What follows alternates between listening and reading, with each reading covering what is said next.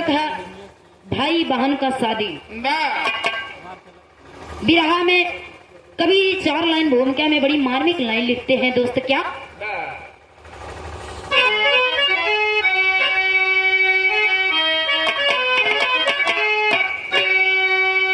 तो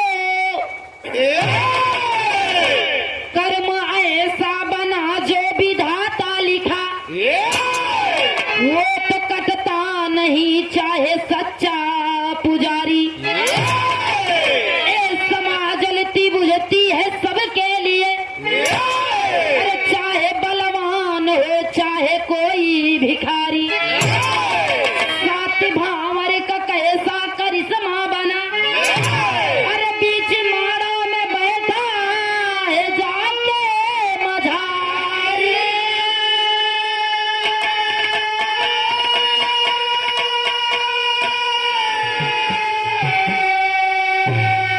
एक भाई बहन का हुआ प्रेम जब, बन के दुल्हन आई है मैके मझारी।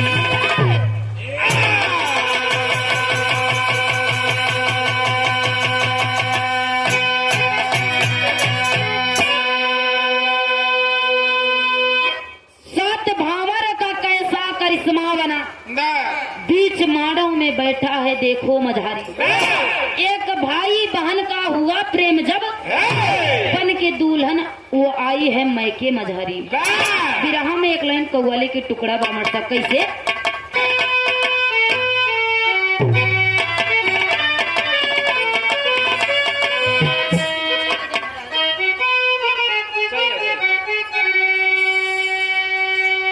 यह कव्वाली की टुकड़ा है। तो काबे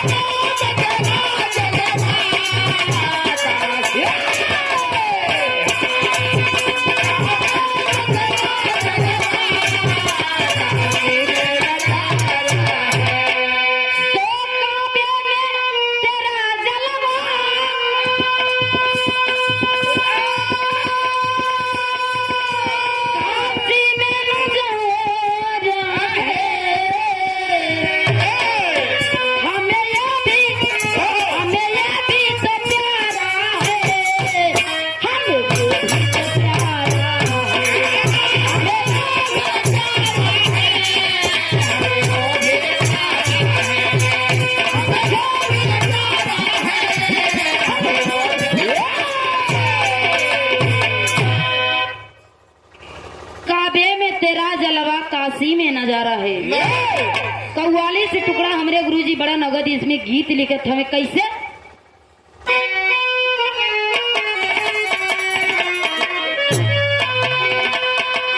तो क्या नींद, अरे क्या नींद में थे ब्रह्मा, लिखी ऐसी कहानी है।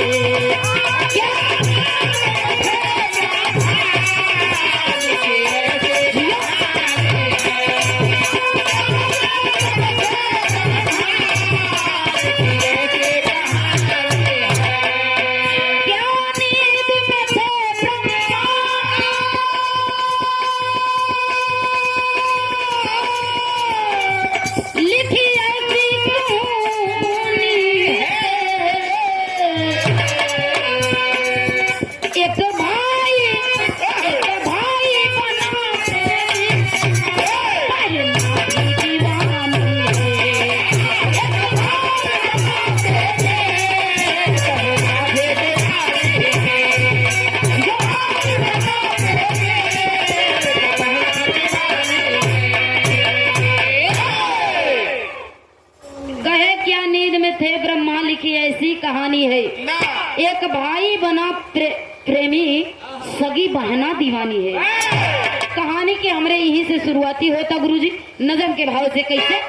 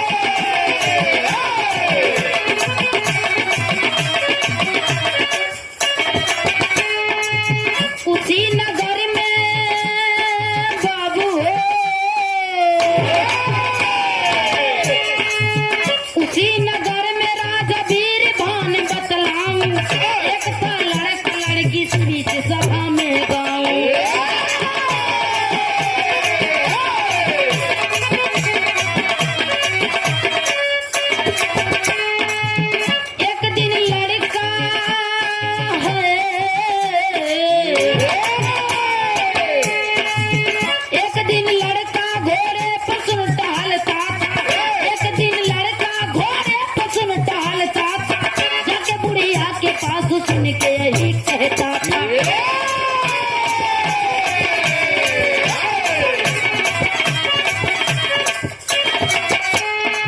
कहा बुढ़िया से मेरी बात एक बता दीजिए, कहा बुढ़िया से मेरी बात एक बता दीजिए, नसीब देख कर मुझ पे दया कीजिए, नसीब देख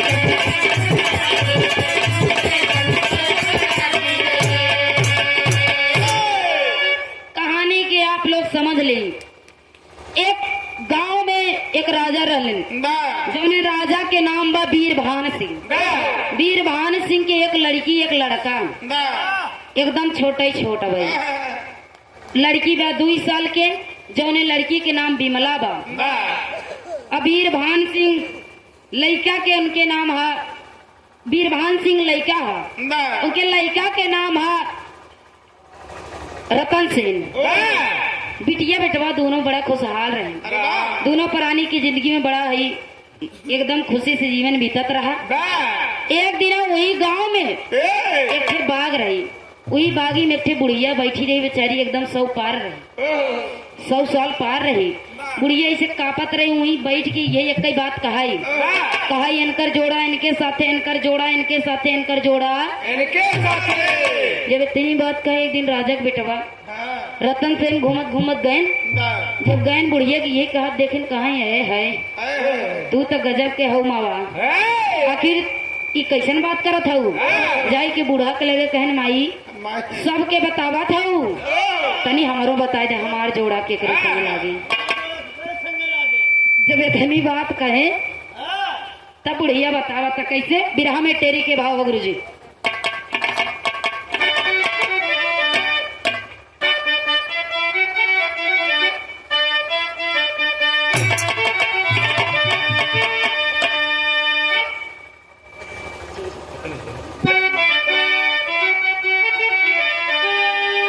अरे बहनिया संगे घूमे भवरी, अरे बहनिया रे राम रे,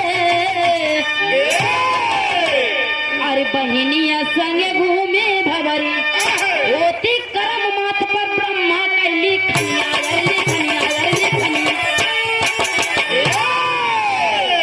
कहे कि बहनिया संगे घूमे भवरी, होती कर्म माथ पर ब्रह्मा कैली खनिया, बहनिया संग घूम भोरी। बुढ़िया बताए देश के बेटवा तोहार शादी तोहरे बहन के संग होए।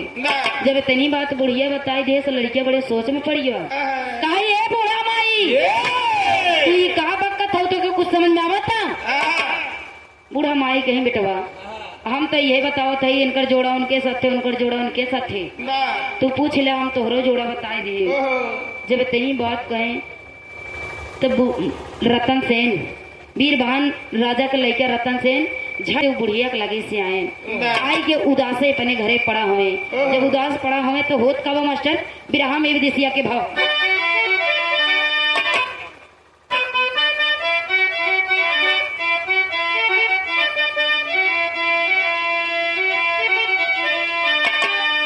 कहे बुढ़िया के भेद सुन के, अरे राजा के ललनावा हो,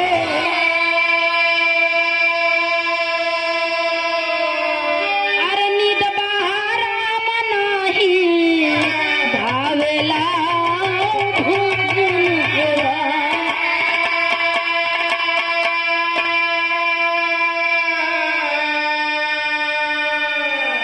मनवा उदास कैले, अरे बरसे नयनावा हो, अरे करी का उपाय कहवा कोई अपन जनवा।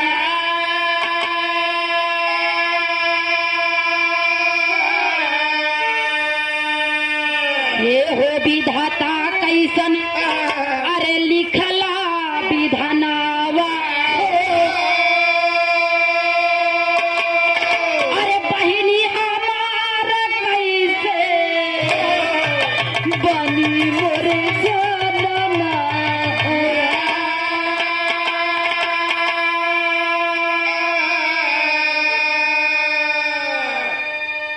लइके ये सोच के खटिया पे लेटा भी है, सोचता कि ए विधाता, ए भगवान, आखिर जौन बहन हमरे संगे छोट बिया, अब हमारे माई के हम एक कोखी के दुई लड़का है, हमार सगी बहन हिया, जौने बहन के हम दीदी कहा थे, बिट्टी कहा थे, वो बहन से शादी कैसे हुई?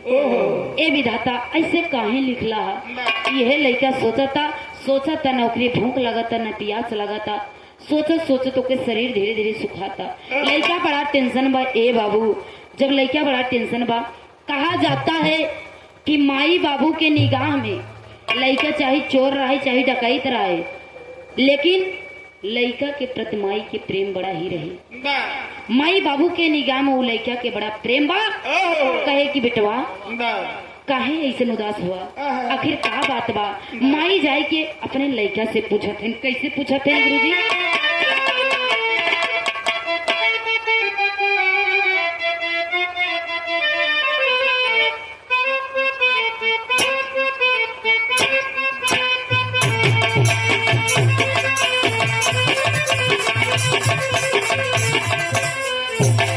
गीत की तरह हमारे गुरुजी बजावत है कि बेधे बान मरिए, अरे बेधे बान,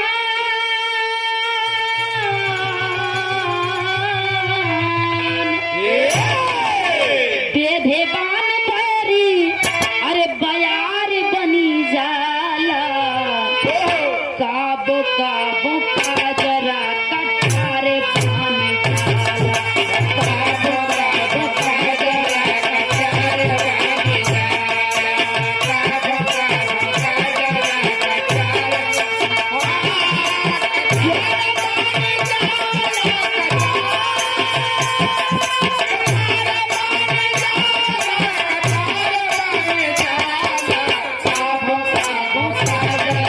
कटारे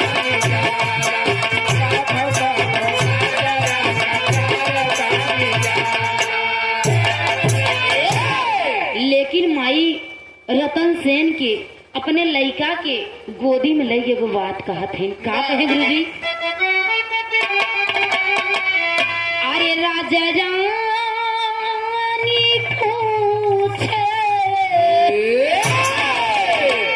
राजा रानी पूछे लइके, अरे गोदी में बिठाई, अरे काहे बा मलिन मनवा देते ना बता, काहे बा मलिन मनवा देते ना बता, काहे बा मलिन मनवा देते ना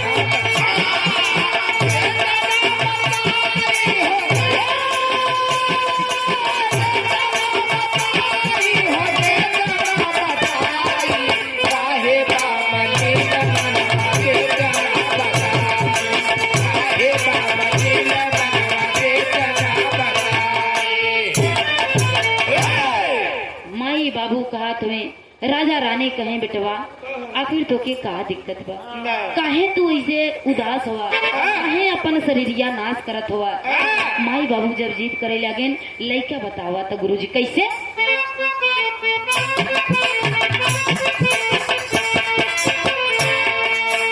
बोला वीर भान माता पिता से, बोला वीर भान माता पिता से बचनिया, बोला वीर भान माता पिता से बचनिया, घरवा में कैसे रही हमारी बहनिया, घरवा में कैसे रही हमारी बहनिया, घरवा में कैसे रही हमारी बहनिया।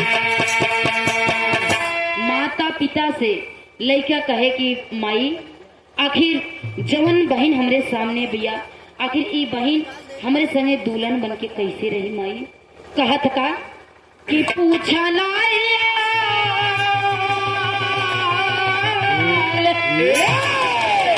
ए माई, अरे पूछा नहीं हाल हमके देते ना आई, काहे बा मलिन मनवा देते ना बता, काहे बा मलिन मनवा देते ना बताई, काहे बा मलिन मनवा देते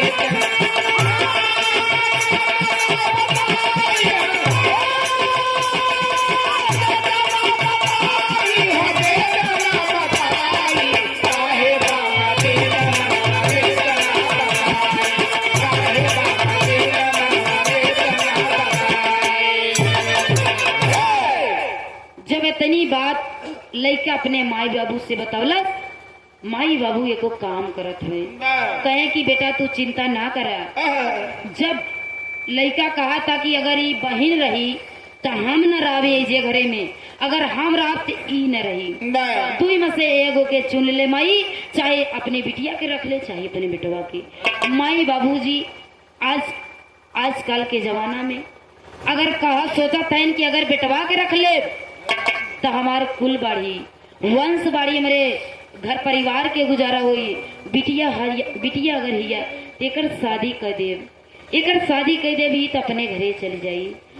आए बाबूजी, माई बाबू के कलेजा कितना बड़ होला, लेकिन माई बाबू अपने लड़का के कारण अरे राजा रहला लो राजपाट खातिर अपने बिटिया की 2 साल की बिटिया बिमला बा, बिटिया के चाकू भोग के 2 साल के बिया बिमला आए हो दादा, चाकू करे कोखा में भोग के एगो बक्सा मंगवा के बक्सा में डाल देते हुए, बक्सा में डाल के ले जाके गंगा में प्रवाहित कर देते हुए। गंगा में जब प्रवाहित कर दिलन, जब गंगा में प्रवाहित कर दिलन, ए बाबूजी माई बाबू के कितना बड़ करेजा रहल अपने बिटिया के कोखा में चाकू भोग के ले जाए के गंगा में जब प्रवाहित कर दिलन, तब लड़का के आत्मा संतुष्टि मिलल। लड़का धीरे धीरे ठीक हो गई, खाना पीना खाए लगल। कहलस कि जा जे तू ही न रहबू तो हमार दुल्हन कैसे बनबू। कहानी समझे में आवत न चाचा, बता दिया लोग। कहे कि जब तू ही न रहबू तो हमार दुल्हन के बनी। बाबूजी उस लड़की का जान नहीं निकलता है, लेकिन उसका शरीर पूरे खून से लथपथ हो जाता है। ले जाके गंगा में जब प्रवाहित कलन, तब होत काबा मास्टर बिरहा में तरज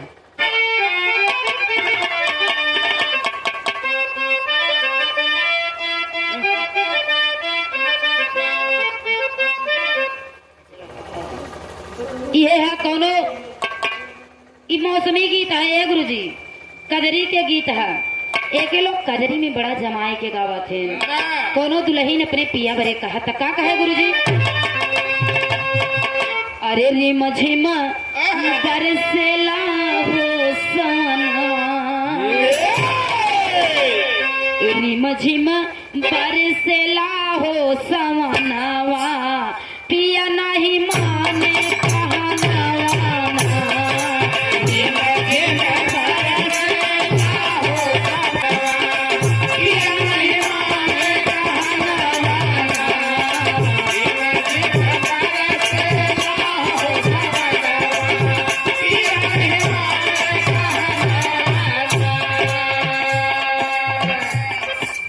बहते हुए जा रहा है।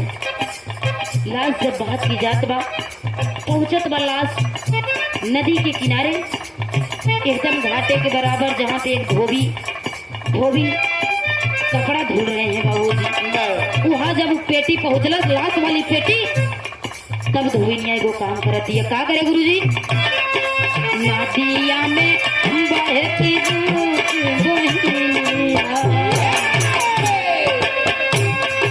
नदिया में बहती जात बहिनिया, पाए धोबी धोबिनिया, नदिया में बहती जात बहिनिया, पाए धोबी धोबिनिया, नदिया में बहती जात बहिनिया, पाए धोबी धोबिनिया। बक्सा के लाश, बक्सा में जो लाश रहल, बहते बहते आवत बा। धोबी अपने काम में लगा है, कपड़ा इकट्ठा कराते हैं धोए बरे। तब तक धोबी देख ले, जब देख ले कहे कि ये दुल्हन आज लगा था माल से अगर आवत बा, आज माल ढेर बा, देखू ध्यान से देखे रहा, जाए ना कहो एक पकड़ लिया। कहा कि जब एक पकड़ लिया, दुल्हन कहा कि ये स्वामी, कहे कि ये स्वामी आज माल ढेर बा। दुल्हावा कहा ऐसे करा, तू जा घरे जा, तनी मोट कोचा बनाए के ले आवा और जल्दी आऊ, कहे से कि कपड़ा ढेर बा और समय ज्यादा लागे। कहे मोट कोचवा बनायू बरे, मोट कोचवा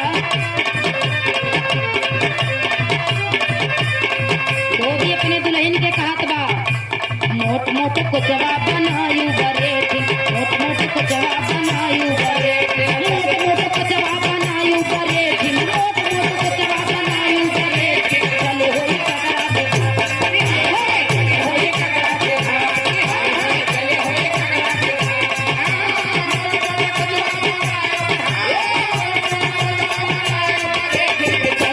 ककरा देखा, चले होई ककरा देखा, चले होई ककरा देखा। अरे तीन चीज जिनी भूलू बरेठी, धोबी कहे कि देखा जात यह रोटी के साथ साथ हमार तीन चीज इन भूल। दुल्हनिया कहे का स्वामी का तू दिमाग खराब करता, कहे सुना हमार बात। अरे तीन चीज जिनी भूलू बरे, तीन चीज जिनी भूलू बरे, तीन हुकवा तमाकू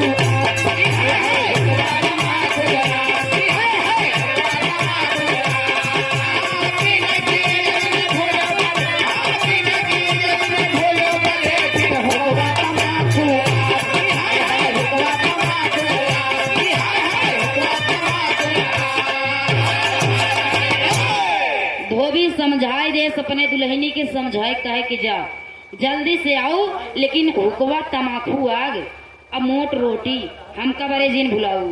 जब इतनी बात कहे धोबी खुशहाल होके चले कहे स्वामी आज माल ढेर बा, हम जाना थे हम जल्दी लौटम। आए बाबूजी धोबी ने वहां से चल दे घरे, लेकिन जब धोबी देखत बा एकदम करीब आवत बा पेटी पकड़ के अपने ओरी खींच लेलस। जब खींच लेलस पेटी के खोला था, अरे बाबूजी कलेजा दहल जाता है, एकदम ओके दिल दुखे लगल। कहे कि ये पापी आखिर तुमने ये दशा इस बेचारी का कौन किया, आखिर इस बेचारी का इतना बुरा हाल कौन किया, इतना सुघर लड़की दिया, ए परमात्मा तूने ये क्या कर दिया। पेटी खोल के देखा था धोबी लड़की की सांस धीरे धीरे चला था, निकाल लिया। आए बाबूजी लाश को पकड़कर निकाल के तुरंत हॉस्पिटल में ले जाके लड़की की इलाज करावे लगल। लड़की की इलाज करावे लगल, धीरे धीरे लड़की स्वस्थ हो गई। जब लड़की स्वस्थ हो गई धीरे धीरे समय बीतत बा, समय बीतत बा, लड़की सयान हो जाती है, वो बिमला जवान हो जाती है। जब जवान भय बिमला, वही बिमला अपने माई बाबू के लिए, वो धोबी के लिए अपने घर से रोज उसी नदी के किनारे कर माई बाबू काम करत रहे, कपड़ा धोवत रहे, जाके नदी के किनारे रोज खाना ले आवे, खाना ले जाए, खाना ले आवे, खाना ले जाए, यह करे लगल। सुहर बिया लड़की, ओके नाम बिमला रहल बाबूजी। बिमला से ओके नाम चंचल रखा दिए, बोले कि बड़ी चंचल लड़की है, बड़ी सुघर लड़की है। जब इतनी बात करें ये बाबूजी तो धीरे धीरे जब लड़की सयान भइल तो एक दिन वही राजा का लड़का धीरे धीरे लड़का भी सयान हो गए, धीरे धीरे समय बीता था। राजा के लड़का आयल वन में शिकार खेले बरे, शिकार खेलत खेलत वो रास्ता से गुजरता, जो ने रास्ता से चंचल अपने माई बाबू के लिए खाना लेके जाता बा। बिरहा में एक लाइन तरह गुरु जी का,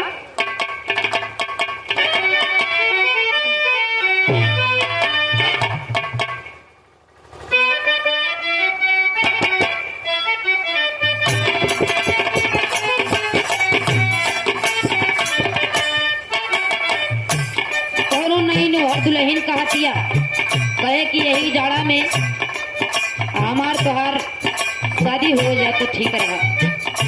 दुल्हन कहतिया फोन से बतुआवा का सैया जाड़ा में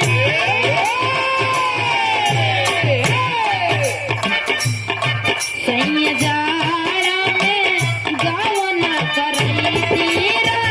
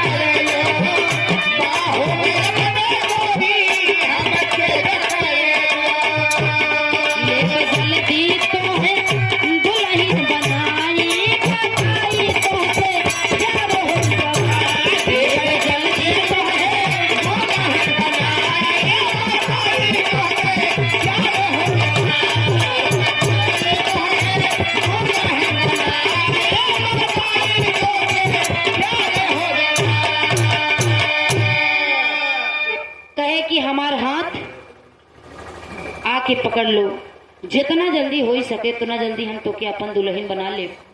लड़की हाथ जोड़े लगे, कहे कि ना राजा साहब ऐसे ना करा, हम ना कर पाए शादी, हम एक बहुत गरीब परिवार से है, तू राजा के लड़का हवा, आखिर हमार तोहर जोड़ा ठीक ना है। जब इतनी बात कहे, लड़का कहा था कि देखा अगर हम शादी करब तो तुही से करब, ना तो हम शादी केहू से ना करब। लड़का वहाँ से झट से आयल अपने घरे, अपने माई बाबू से कहा था, का कहे गुरुजी?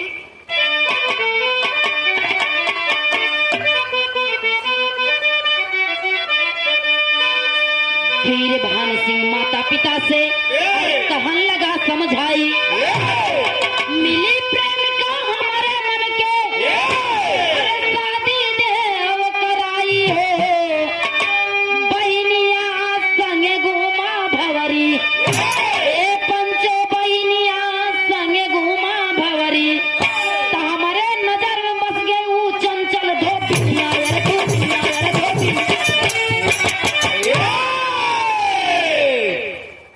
अपने माई बाबू से आई के कहा था, कहे कि ये पिताजी, ए माई, आखिर तू हमार माई हो ना, हमार दुख समझत हो। माई कहा तिया कि का भा बेटवा, आखिर तो के कौन दिक्कत बा? कहे कि माई हमरे नजर में उहे एक लड़की बिया जैसे हमार शादी करे के बड़ी इच्छा बा माई, ओसी हमार शादी करा दे माई। जब इतनी बात कहे, राजा कहलन कि ये बेटवा उ धोबिया, उ धोबी नहीं है, हम तो राजा है ही ना। बेटवा कहे कि ना ही बाबू, चाहे वो धोबिन हो चाहे जवन हो, कहे शादी करब तो उहिस करब और हम के हुस न करब। माई बाबू मजबूर हो गए बेटवा के सामने। जब माई बाबू एकदम मजबूर हो गए, कहे कि अगर एक शादी ना करब, जमाना देखते ही हवा,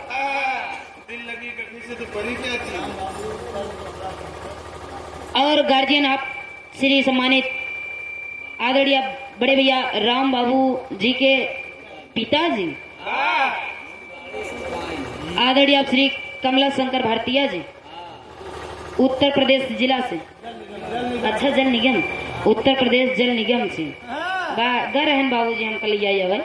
हाँ, लेकिन हम सोचत रहे जब आवे तब जानी, जब औते नहीं है कैसे जानी, एहमत कईयो जने ऐसे कहीं बैठा हूँ। अब हम के देख के पहचाने के नहीं है इनकर बाबू, लेकिन कहानी से ध्यान न हटे। गार्जियन जी के द्वारा 101 रुपया के महान आशीर्वाद, कोट कोट प्रणाम आशीर्वाद के चारे। माई बाबू लड़के के बात माने,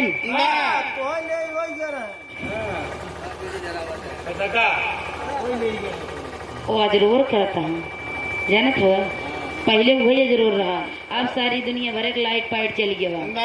कहे कि माई बाबू से कहा था कि माई हम दूसर कोनो लड़की से शादी ना करा, तो करे की इच्छा हो का दे ना, फिर हम जहर मार खा के मर जाऊ, लेकिन दूसरे लड़की से शादी ना करा। जब इतनी बात कहे, माई बाबू आजकल के युग जमाना देखा थे, कहे कि देखा अगर कई कराए जा मतारी काट बा कि ए जी ए स्वामी, जान कुछ होत बा कई कराए जा, नहीं कहूँ ये कुछ कर ले, कहूँ वो कुछ कर ले, मामला गंभीर हो जाए। जब इतनी बात कहें, राजा के लड़का के पिता राजा चल दिले वो धोबी के घरे, जहाँ पे धोबी ना अपन काम करत है।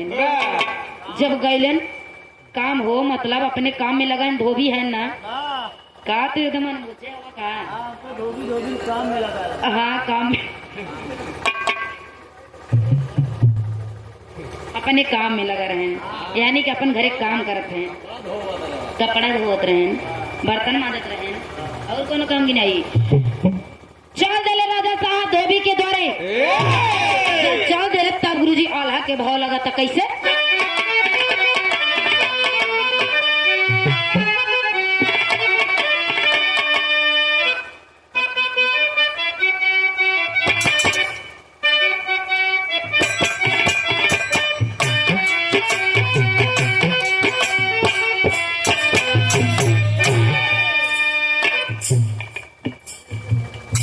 राजा जी बात सोचे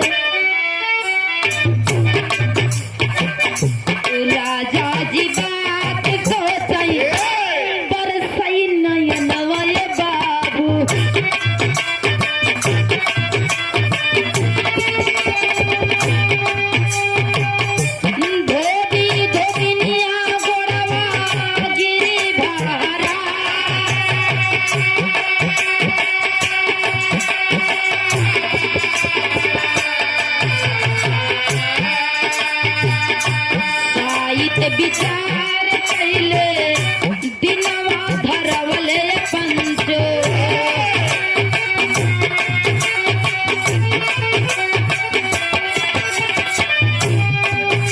लाई के बरतिया धोबी द्वारे गईले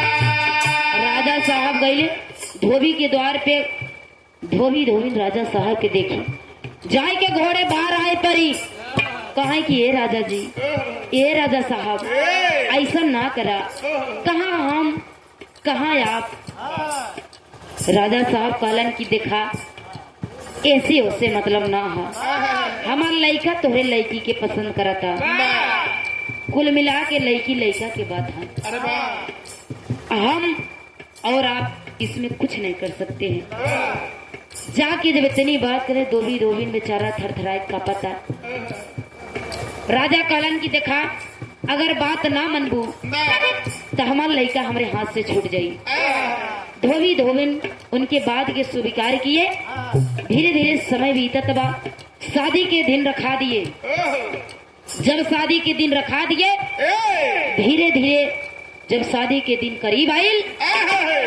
तब राजा जी बारात लेके धोबी के द्वारे आए जब धोबी के द्वारे बारात लेके आए मर पड़ाका मर गोला मर तमाशा छूटा था बस करें कहे कि दुल्ही बड़ा खुश बिया कहे कि हमके ना पता रहे हमरे हाथ के लकीर इतना बड़ है हम जेके ना सोचे रही उहे हमार दुल्हा बनाता जब इतनी बात सोचा था ये लड़की अंदर अंदर सोचतिया इधर धीरे धीरे रात भय शादी के एकदम करीब आई गए समय शादी हुआ रात में सवेरे जब विदाई होत बा तब मतारी अपनी बिटिया के गले लगाई के कहा दिया का कहे कि माई कहा की बेटी अरे ससुर नगर जायो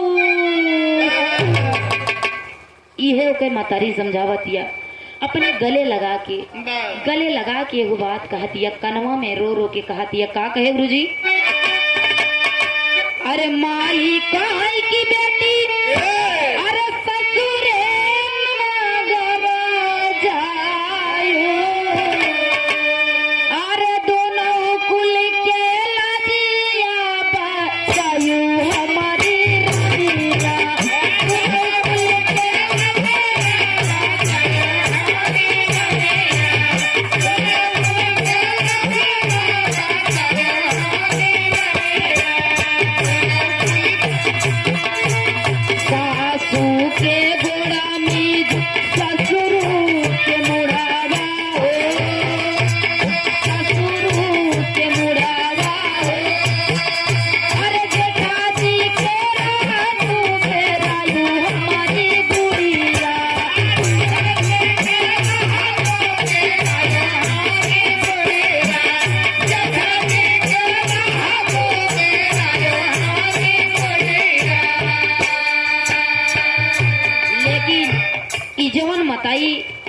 अपने बिटिया के जन्म देती वो कहा थी लेकिन जवन मतारी सौतेली रहती अगर उनकरे बिटिया के बिया होता तब का कहे गुरुजी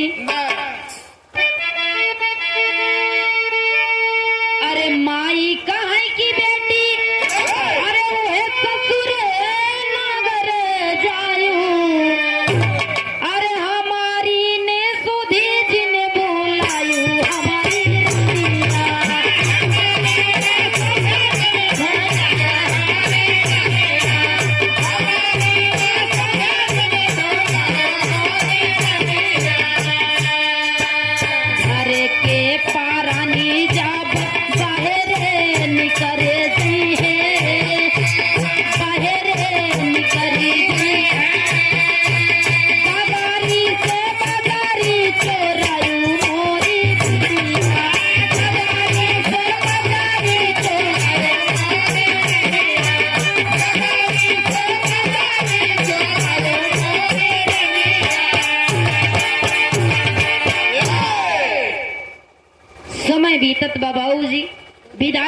जब दुल्ही के माई समझावतिया कि ये बिटिया जात यहाँ ससुरे, लेकिन अपने नैहर के ससुर के लाज रखू रानी।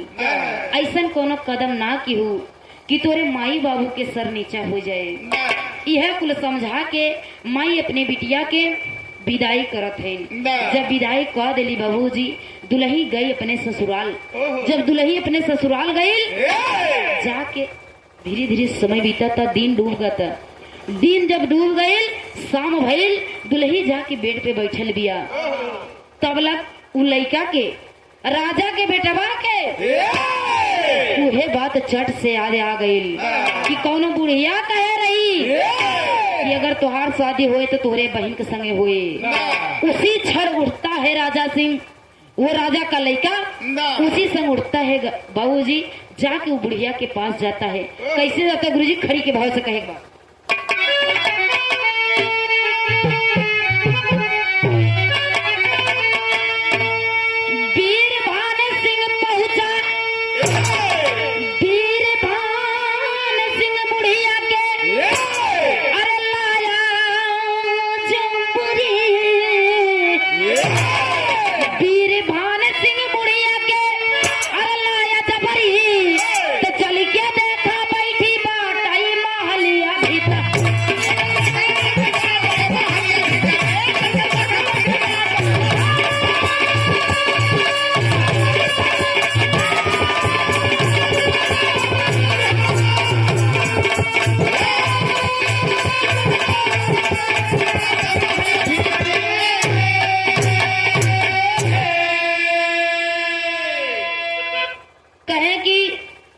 राजा के लड़के तुरंत गए बुढ़िया के पास, जहाँ पे बुढ़िया इहे रट लगाए बा। इनकर जोड़ा उनके साथे, उनकर जोड़ा उनके साथे। जब इतनी बात जाए के राजा के बेटवा जाए के कहन कि ये बुढ़िया का झूठा बकवास कर रही है यहाँ पे, तू तेरा दिमाग खराब है। बुढ़िया हाथ जोड़ के कहे का बे बेटवा, आखिर का बात बा, कहे डांटत हुआ? कहे कि रे बुढ़िया, तू ही कहे रही ना कि मोर शादी मोरे बहन के संगे होई, चल के देख हमार शादी के करे संगे भईबा। जब इतनी बात कही बुढ़िया थर थर थर थर कापे लगाए। कहे कि ये बेटवा हम चला थे, तू कहे परेशान हवा? लई आए के बुढ़िया के जबरदस्ती कमरा में करत है, दुल्हनी के दिखावत है। कैसे दिखा गुरुजी? अरे बुढ़िया गईली राजमहल में, अरे कहाँ लगी समझाई,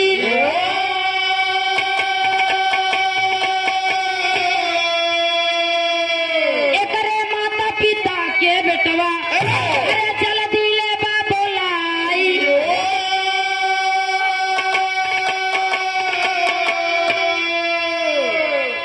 बुढ़िया जाए के बैठिए, कहे कि ये बेटवा ऐसे काम ना ठिकाए। जेकर ई बिटिया हा, जेकर ई लड़की हिया, एकरे पहले माई बाप को बुलाई लिया बा, तब हमार तो हर फैसला हुए। आए बाबूजी, जाके राजा साहब उसी क्षण तुरंत उस धोबी को पकड़ के लेके आते हैं। जब धोबी के पकड़ के लेके आए तो बुढ़िया कहे कि ए दीदी, ए बहनी, आज यह सत्य और असत्य की बात बा, झूठ ना बोलो। उस भगवान का सौगंध है, उस परमेश्वर का सौगंध है, अगर तू एको बात झूठ बोलियो, कहे कि ये बतावा ये लड़की तोहर पैदाइश की हिया या फिर कहूँ तू पाए रहू। बाबूजी थर थर थर थर कांपे लगल धोबिन। कहे कि ना मावा, हम सच्चाई बोला, झूठ ना बोला। कहा जाता है बाबूजी कि सत्य की जीत हमेशा होती है। धोबिन बुढ़िया के सामने जितना जन बैठा रहे, सबके सामने कहे कि ई लड़की हमारे जन्म में नहीं है, एक लड़की के हम नदी में पाए रहे। जब इतनी बात सुने सब, पूरी दास्तां बता देती है वो धोबिन। लड़की एक पेटी में लाश बनकर आ रही थी और हमारे स्वामी ने इस लड़की का इलाज करवाया। ये लड़की स्वस्थ हुई। धीरे धीरे जब ये लड़की जवान हुई तो आपके लड़किया के संगे हमरे लड़की की शादी हुई। जब इतनी बात कहे तब राजा के लड़का की एकदम मन नीचे हो गई। अरे सरवा नीचे हो गई। कहे कि बा माई हम ऐसे ना जानत रहे। लड़का जाके धोबिन के और बुढ़िया के गोड़े गिरा था। तब धोबिनिया का हत्या का कि अरे धोबिन डर के मारे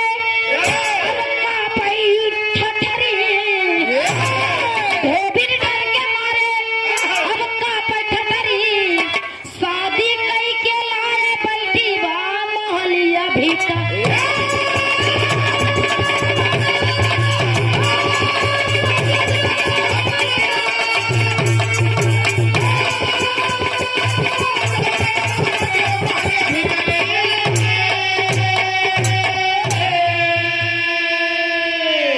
बुढ़िया कहे कि देखला अब हूँ ई लड़की है या ई तोहार दुल्हन ही या ई वह लड़की है जो ने लड़की की तू लोग अपने दिल से निकाल दे ले रेला वह लड़की ही या। जाके राजा रानी और दोनों प्राणी उ लड़का या लड़की सब जन बुढ़िया के गोड़े परत हुए।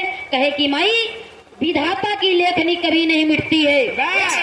दुनिया एक तरफ से एक तरफ हो जाए लेकिन वो जो लिख देता है वो लेखनी कभी नहीं मिट सकती है। अरे राजा रानी वीर भान सिंह आपन शीश झुकाए हो। अरे प्रियंका इसने ही आज यह बीच सभा में गाए।